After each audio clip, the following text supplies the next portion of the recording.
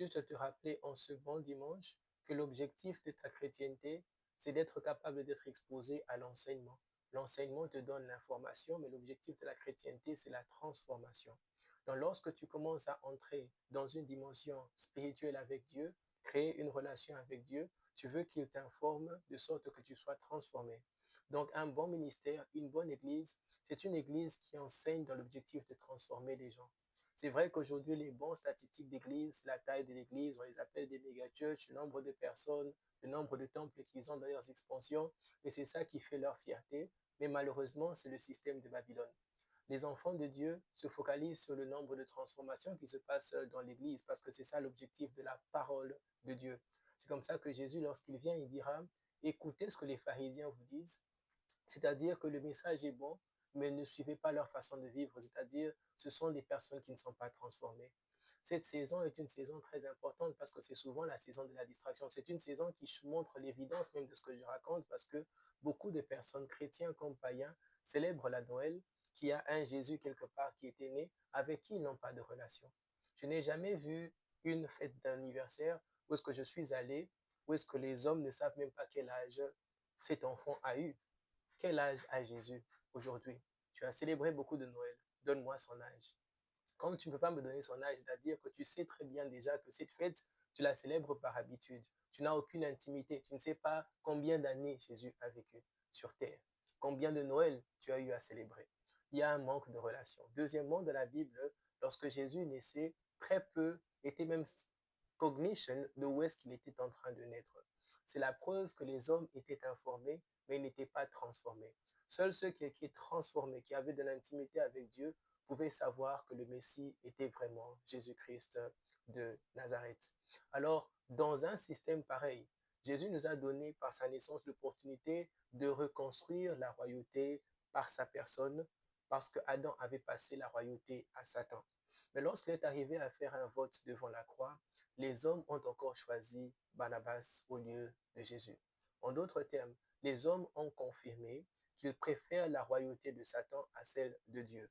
C'est comme ça que ta vie et la circonstance dans laquelle nous vivons, les tempêtes, les vents, les marées, ne sont pas le résultat du choix de Dieu, mais ce sont le résultat de notre propre choix. Jésus reviendra encore, mais cette fois-ci, il viendra pour prononcer un jugement contre les bergers qui ont commencé à abuser aussi leurs brebis. Disons-le comme tel. Qu'est-ce qui différencie la religion de la chrétienté? Dans la chrétienté, c'est un berger qui fait tous ses efforts, tous les sacrifices, même donner sa vie pour le bien-être de ses brebis. Mais dans le système de la religion, les brebis se tuent, perdent leur argent, leur investissement, vendent même leur maison pour le bien-être de leur pasteur, pour le bien-être de leur leader. C'est ça la religion. Pourquoi est-ce que c'est le cas? Parce que le système mondain, à cause du fait qu'on ait rejeté Jésus, a permis à ce que Satan règne. Et Satan contrôle le système de l'Église de par la théologie jusqu'en bas.